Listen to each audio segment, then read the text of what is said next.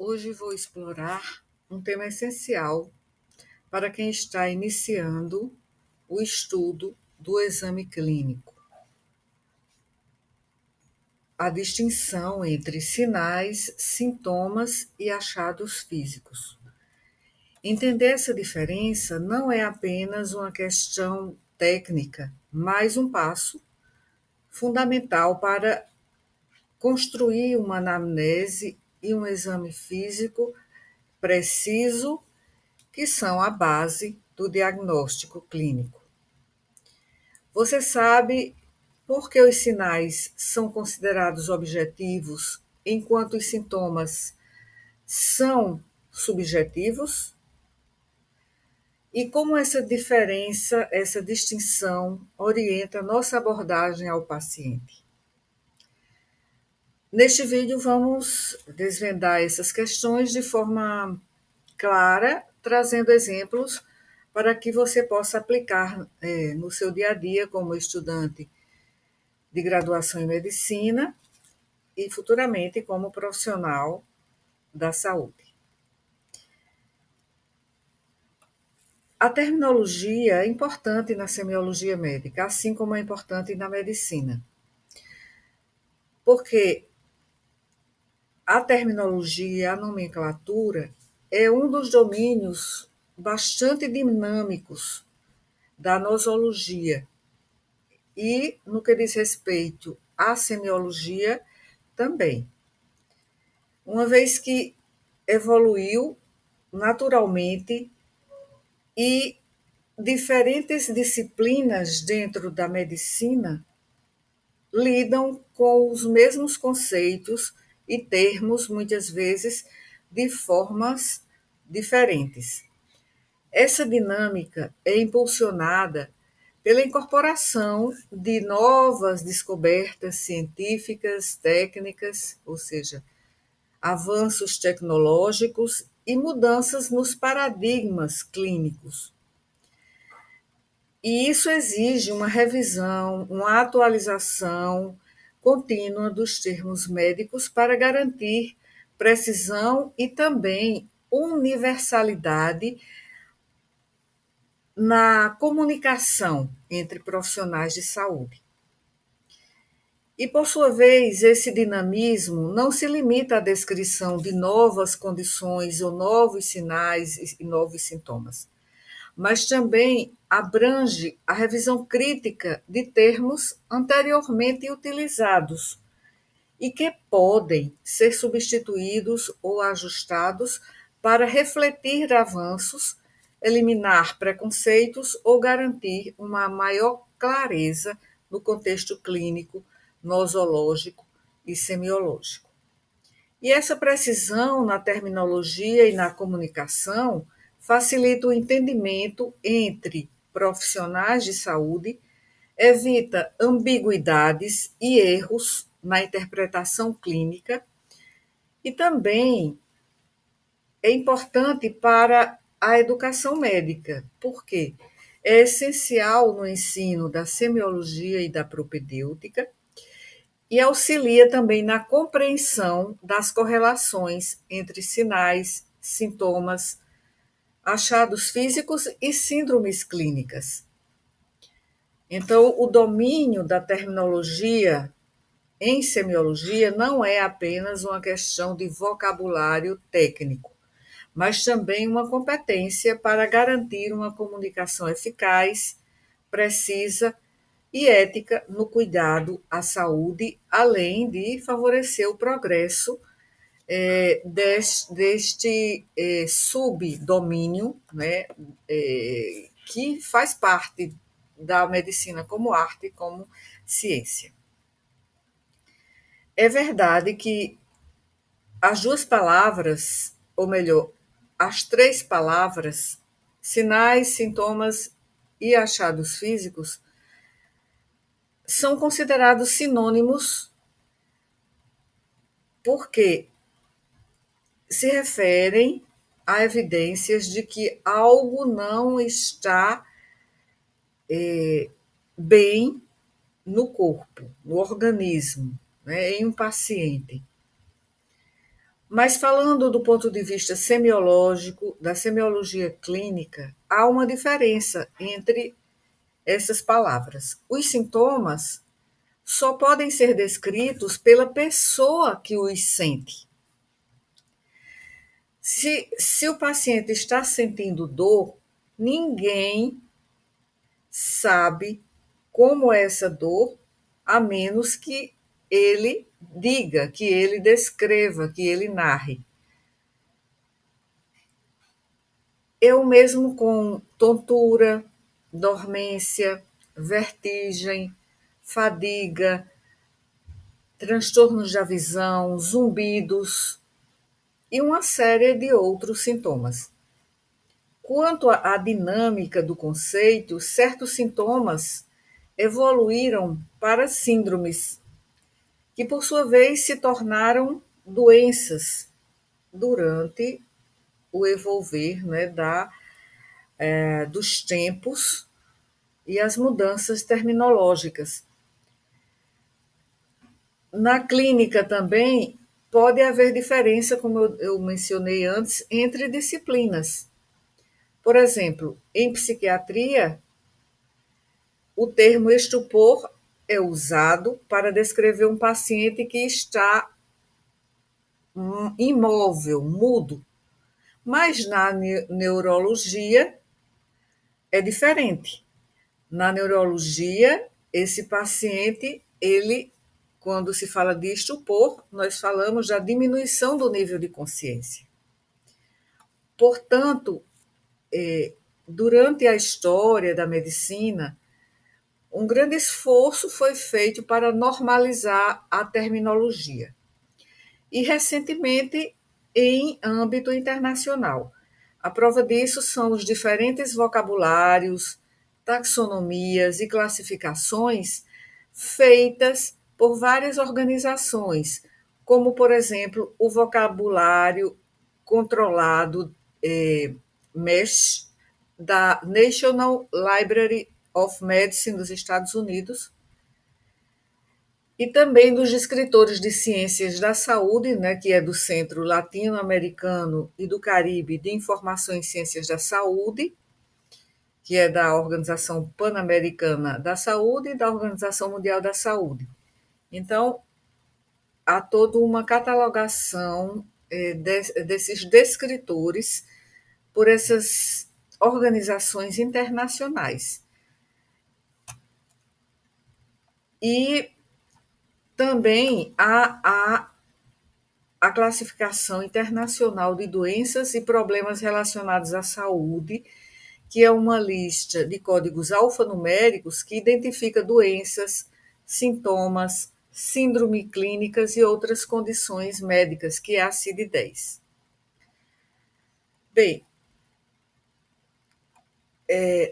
voltando à questão dos sinais e sintomas. A análise semiológica destas manifestações, tanto objetivas quanto subjetivas, ainda guarda algumas controvérsias. A distinção básica entre sinal e sintoma é que o sintoma é subjetivo e o sinal é uma manifestação objetiva observada pelo examinador, pelo médico. E isso os médicos conhecem muito bem.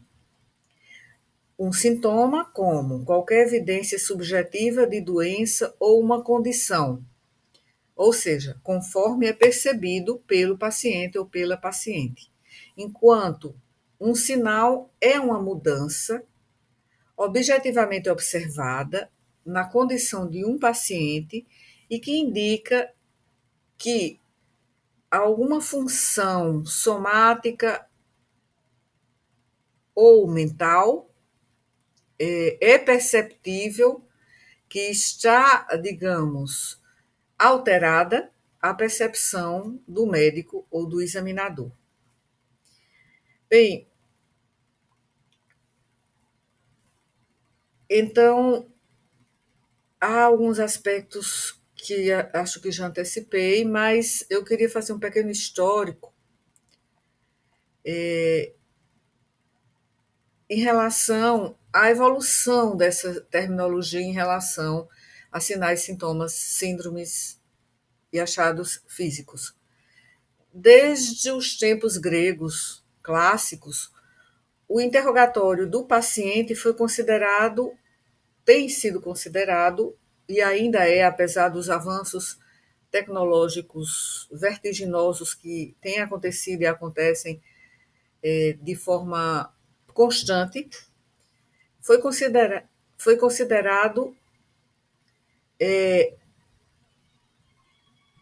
que, e considera-se ainda, que a anamnese e o exame físico, ou seja, o exame clínico,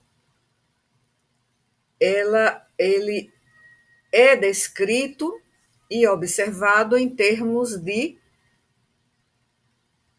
manifestações que são apenas descritas pelo paciente, porque é subjetiva, é um desconforto que ele apresenta, e também que o sinal é algo que é visto de fora pelo examinador com o olho, não é claro, treinado.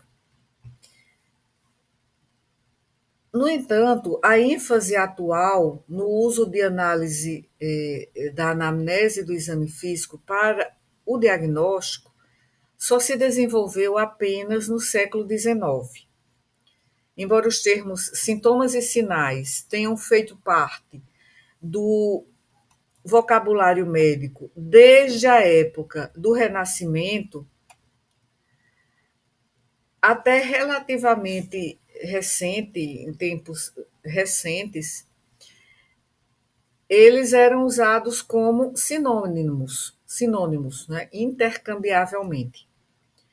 Então, durante o século XIX, a distinção entre sintomas, queixas subjetivas, que o clínico aprende com o relato do paciente, ele entende pelo relato do paciente sobre o que ele sente, e os sinais, que são alterações mórbidas, objetivas, detectadas pelo clínico, que é o observador, é o examinador, por meio da inspeção, da palpação, da ausculta, da percussão também.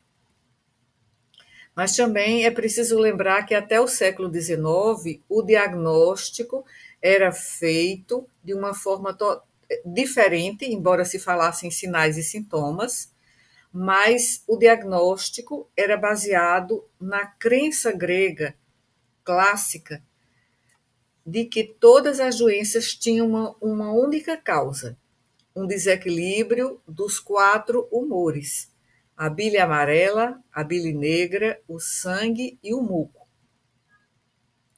Na verdade, a bile amarela, a bile negra, o sangue e a linfa, né? Não é o muco, é a linfa. Então, os termos sinal e sintoma podem levar a certa confusão na iniciação ao exame clínico, e esse dilema ainda é mais aparente quando o termo sinal é usado ao se referir a achados de exame físico, pois nem todos os achados físicos são sinais, mas sinais são, por sua própria natureza, achados observados durante a avaliação clínica. Então, sinais e sintomas devem ser distinguidos para que o escopo e o assunto dessas subciências, eu diria subdomínios da medicina, porque a medicina é uma sub-área da grande área da saúde. Então, subdomínios da medicina ou disciplinas não sejam usados de forma intercambiável, porque os autores às vezes se apropriam indevidamente do termo sinal quando estão realmente se referindo a achados físicos. Se sinais e sintomas devem ser vistos como termos distintos, com significados distintos, um sinal também deve ser considerado distinto de um achado físico. Então, os sinais são diferentes de achados físicos do ponto de vista da semiologia médica. A distinção está principalmente na origem e na forma como esses elementos são obtidos e interpretados no contexto do exame clínico. Então, repetindo, sinais são manifestações clínicas objetivas identificadas pelo examinador durante a avaliação do paciente, seja na observação, na inspeção visual, na palpação, na percussão, na ausculta ou por outros métodos semiológicos. E os sinais resultam de uma manifestação patológica que pode ser diretamente constatada e documentada pelo examinador. Por exemplo, a icterícia observada nas escleróticas e na pele dos pacientes, ou um sopro cardíaco detectada à ausculta. Então, esses são os sinais. Icterícia é um sinal e um sopro cardíaco é um sinal. E os achados físicos? São resultados específicos encontrados durante o exame físico. Eles representam alterações que são proporcionadas por técnicas semiológicas que eu já descrevi. Mas qual a diferença dos sinais? Por quê? Embora os achados físicos possam coincidir com os sinais, eles geralmente estão mais associados a alterações detectadas diretamente à manipulação ou inspeção sistemática do corpo, ao exame. Por exemplo, a presença de massa de uma tumoração abdominal que a palpação revela, mas que não estava patente antes. A palpação vai revelar que há uma tumoração abdominal e essa tumoração está bloqueada, por exemplo, por alças intestinais, né, do delgado, por epíplon, pelo próprio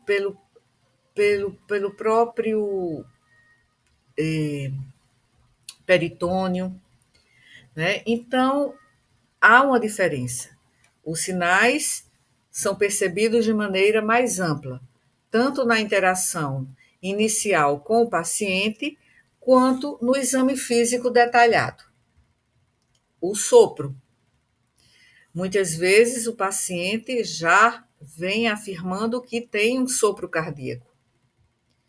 Mas o achado físico, por definição, são informações obtidas exclusivamente durante o exame físico, estando relacionadas diretamente às técnicas semiológicas aplicadas naquele momento. Então, há uma relação entre sinais e achados físicos, porque todos os achados físicos podem ser considerados sinais, mas nem todos os sinais são necessariamente achados físicos. Por exemplo, uma letargia, que é um sinal, pode ser percebida durante a anamnese e a interação inicial com o paciente, enquanto o murmúrio vesicular diminuído, que é um achado físico, é detectado exclusivamente durante a ausculta pulmonar. Por quê? Porque o paciente ele não revela isso na sua narrativa, ele não diz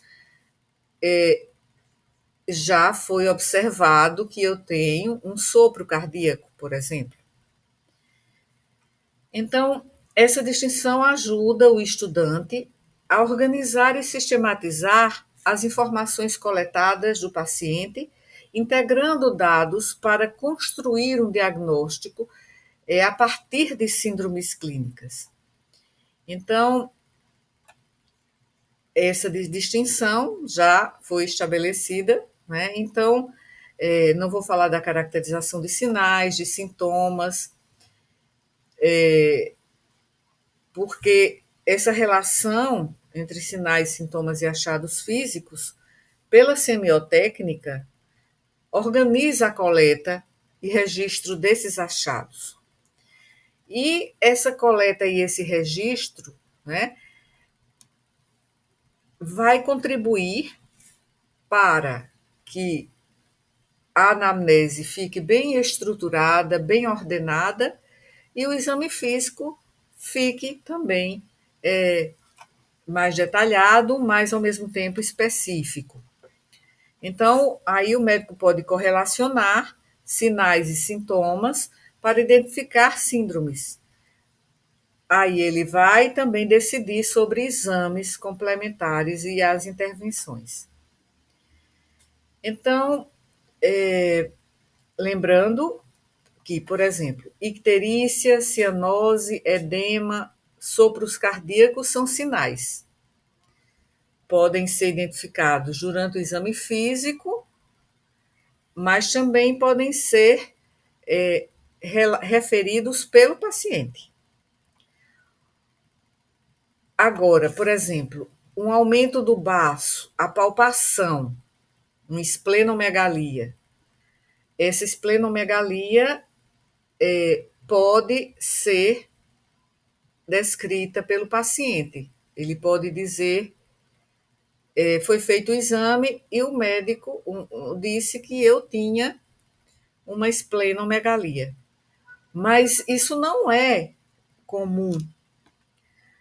Pode até acontecer do sopro ser referido. Muitas vezes o sopro é referido pelo próprio paciente, devido ao fato de já ter sido detectado e é detectado de uma maneira mais acessível, né, por meio de uma ausculta que é feita de forma mais prática na prática clínica. Então, o achado físico é restrito ao exame clínico direto do paciente. E o sinal pode incluir alterações que podem ser também, apesar de objetivos, já identificadas pelo paciente. O paciente pode identificar que há manchas na pele, por exemplo. Manchas não são sintomas, são sinais. Mas ele pode trazer esse sintoma, esse sinal como uma queixa.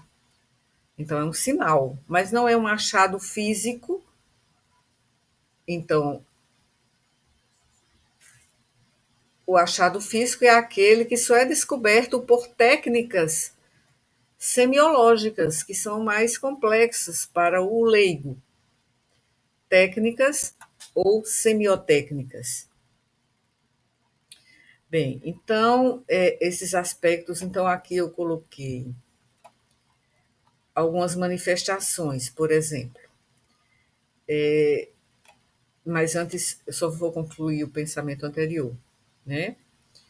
Que em semiologia clínica, sinal não é sinônimo de achado físico, embora ambos sejam usados para descrever aspectos objetivos de avaliação clínica. Só vou lembrar aqui que a edição de 2020 do Oxford Medical Dictionary define sinal como uma indicação de um distúrbio específico que é detectado por um médico ao examinar um paciente, mas não é aparente para o paciente. Lembrar desse aspecto. Enquanto sintoma é uma manifestação do adoecimento notado pelo próprio paciente, porque só ele que sente. Como essas definições explicam, os sintomas representam queixas que são articuladas pelo paciente, como já antecipei, que pode ou não ser devido a uma doença orgânica. Os sinais podem ser reconhecidos pelo paciente e levados à atenção do médico. Claro, por exemplo, hoje é raro que um paciente chegue dizendo que esteja com o sinal, por exemplo, o sinal de Musset, né? O sinal de Musset, que é a movimentação da cabeça sincronicamente aos batimentos cardíacos na insuficiência aórtica. Ele pode trazer outras manifestações, mas ele vai revelar, essa manifestação do sinal de Musset vai se revelar a observação clínica que só o médico sabe fazer, a correlação desse sinal com a insuficiência aórtica. Então, nesse caso, é reconhecida só pelo próprio médico. E muitas vezes esses sinais são até acrônimos, como o próprio sinal de Musset. Então, esse sinal, ele é, o sinal de Musset é um achado físico. Mas, muitas vezes, os sinais não são achados físicos, como a icterícia, porque eles podem ser notados pelo próprio paciente. Eu observei no espelho e observei que meus olhos estão amarelados e a minha pele também está amarelada. Ele pode ter percebido isso ser uma queixa. Não é um sintoma, é um sinal, mas é um sinal e não é especificamente um achado físico. No caso da definição do dicionário de Oxford, o Dicionário Médico de Oxford de 2020, ele faz essa distinção mais simples de que uma indicação de que o médico detecta é um sinal. O sintoma ele só é descrito pelo paciente. Mas existe essa nuance que não apareceu nessa edição do Dicionário Médico de Oxford em 2020. Então, o paciente, quando eu falei em acrônimos também, eu falei do sinal de Musset, e o sinal de Musset foi descrito pela primeira vez por Alfred Musset, um médico francês, que ao chegar ao consultório, na sala de espera, ele observou que uma paciente que tinha um chapéu, né, com umas plumas, naquela época, né, no século início do século XIX, as mulheres usavam chapéus com muitas plumas, né, com muitos adereços, e essa paciente, ela balançava o chapéu com as penas, e ele percebeu ao entrar na sala para atender os pacientes na sala de espera. E ele disse à sua secretária que primeiramente fizesse entrar para o consultório a mulher que está com insuficiência aórtica, que era essa paciente que balançava a cabeça, né? Mas essa paciente provavelmente ela não veio por causa desse sinal. Não é o que acontece frequentemente. Então, quando a gente chama uma manifestação de achado físico, e isso fornece maior clareza ao sinal. Por quê? Com achados físicos, pode-se delinear e compartimentalizar mais claramente os termos que são dificilmente observados, né? E que muitas vezes passam despercebidos ao exame clínico menos atento, ou com uma técnica insuficientemente realizada, uma semiotécnica errada, defeituosa, e o sinal clínico ele é observado por qualquer pessoa, inclusive pelo leigo. Então, o sinal é um termo descritivo e que engloba aquele sinal que todos percebem e também aqueles achados que são observados apenas pelo médico ou por um exame complementar e que às vezes são chamados de achados. Às vezes nem o paciente chega referindo aquela queixa. Então, por exemplo, né, às vezes esses termos, como nesse, eu não estou querendo dizer que o dicionário de Oxford não mencionou corretamente essa distinção, né, mas que historicamente a gente tem essa diferença. Então, então, a maioria dos estudantes, ao serem perguntados em relação a essa ilustração, descreva o que você vê em relação a esta ilustração, essa figura. Então, muitas vezes eles diriam: esta figura mostra uma mulher parda, que está aparentemente incomodada, está desconfortável, porque está apresentando prurido, né, aqui, e está, né, friccionando, coçando aqui o seu braço direito com a mão esquerda. E aqui no próprio antebraço e braço direitos há algumas manchas. Podem ser escoriações, né, de coçaduras.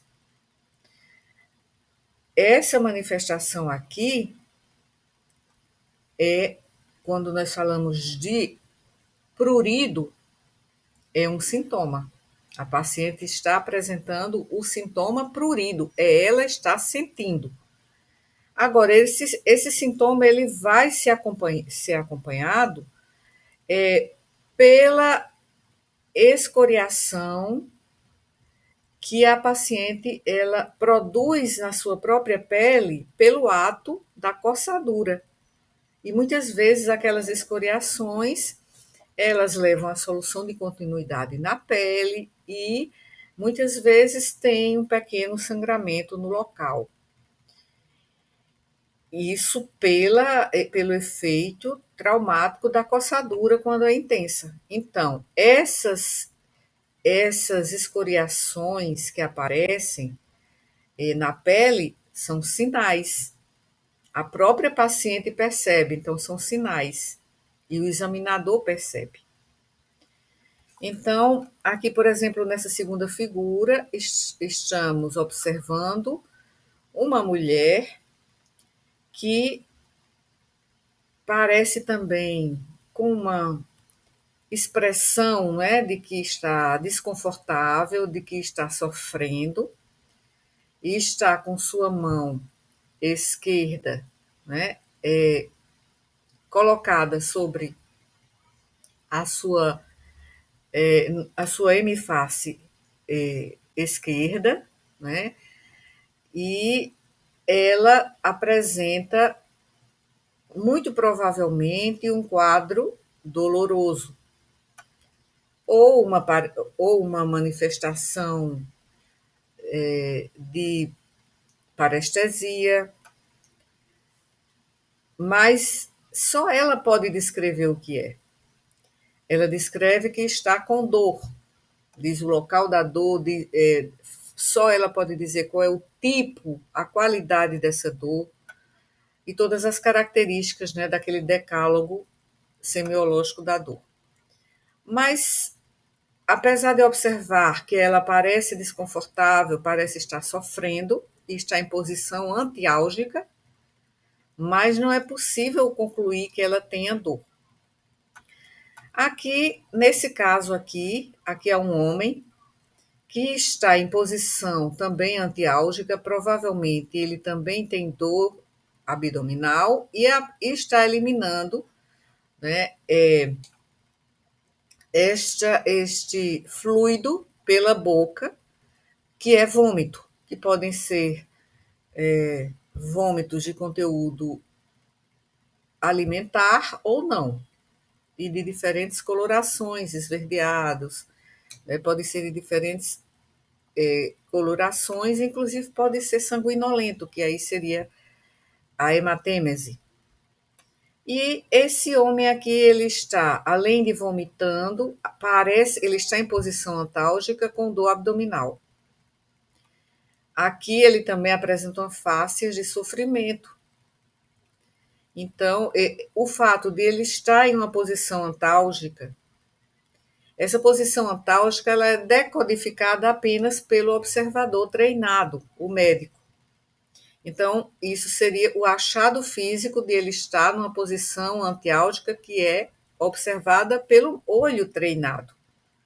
Agora, então seria um achado físico. Agora, a dor é um sintoma e o vômito é um sintoma, porque o paciente, ele antes de vomitar, ele tem náuseas muitas vezes, na maioria das vezes, nem sempre. Mas ele tem náuseas, e as náuseas são sintomas. Os vômitos, eles são sinais, né? Náuseas, sintomas e vômitos, sinais. E no caso aqui desse homem que está no vaso, né, no vaso sanitário, está também em posição antálgica, com face de sofrimento, parece ser o mesmo homem, e ele está também nessa posição, né, indicando que ele provavelmente está com dor abdominal, e está aqui no vaso sanitário, ele vai referir diarreia. Essa diarreia seria um sinal ou um sintoma? A diarreia, ela é um sinal, pode ser observado pelo médico e o próprio paciente também observa. Embora muitas vezes ela é descrita pelo paciente e o médico não pode visualizar porque não está presente no momento em que acontece. No hospital isso pode ser possível, mas quando o paciente chega de sua casa dizendo que teve essa diarreia, é ele que vai descrever, só ele vai descrever. Então, é um sintoma e um sinal. Bem, depois disso, vamos, só para finalizar aqui, mostrar outros exemplos.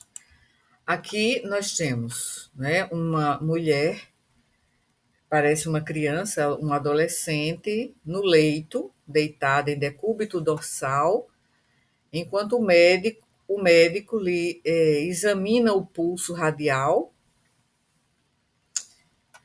provavelmente conta a frequência do pulso. Aqui, provavelmente, uma familiar, provavelmente a mãe, né, dessa paciente, está aqui colocando o dorso da mão sobre a pele, né, do rosto da paciente, está notando que a temperatura da pele dela está elevada. E está observando também que há sudorese, né? A paciente está apresentando sudorese. Então, a temperatura da pele é um sinal, ou seja, o aumento da temperatura da pele, ou seja, o calor na pele é um sinal. A sudorese também é um sinal. E a paciente está referindo, ela está em decúbito dorsal porque ela disse que está com tonturas. Então, tonturas são sintomas, só a paciente pode referir. A coloração da pele, ela está com a pele eritematosa, avermelhada aqui nas regiões malares. Então, este é um sinal observado pelas outras pessoas, mas principalmente pelo médico. Náuseas são sintomas. Coloração da pele, já mencionei. O médico está percebendo um aumento da frequência de pulso, que chamamos de taquisfigmia. Seria este um sintoma? Não, é um sinal. Mas seria este um achado físico? Sim, é um sinal e é um achado físico, porque apenas por meio da técnica de exame, da semiotécnica, que chega a ser essa técnica, chega a ser até um próprio símbolo, né, da medicina. O médico vai fazer, né, examinar, colocar os dedos indicador e médio aqui na goteira radial, enquanto o polegar fica aqui na região do dorso, né, do punho. Ele está usando uma técnica para observar a taquisfigmia. E sabe como é que faz essa medição? A frequência de pulso. Mas a paciente também relata dor, e essa dor é um sintoma, como já foi mencionado. Então, há diferenças entre sinais, sintomas e achados físicos, embora achados físicos sejam sinais, né? Então, é verdade que as duas palavras, sinais e achados físicos, são sinônimos, mas com uma distinção, porque todos os sinais são achados, todos os achados físicos são sinais, mas nem todos os sinais são achados físicos, né? E se referem a evidências de que há uma alteração patológica, não é, orgânica, ou psicossomática, né? E falando clinicamente, há uma diferença entre elas. Então,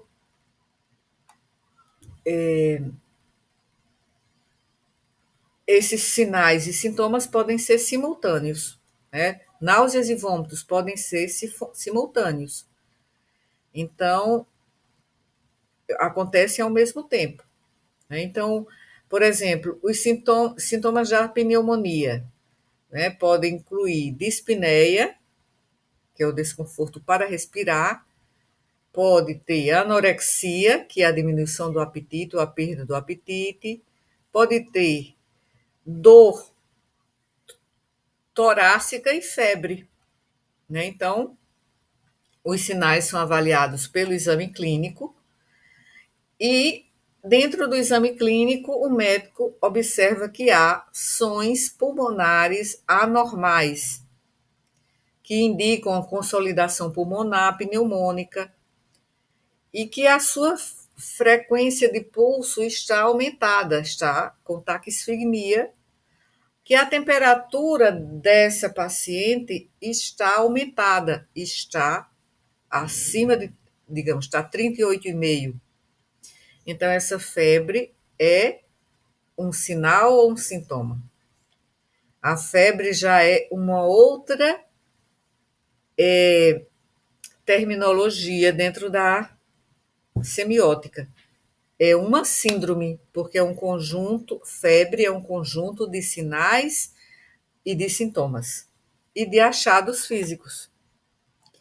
Então, assim, finalizo aqui essa exploração sobre sinais, sintomas e achados físicos do ponto de vista da semiótica clínica. E então, até o próximo vídeo.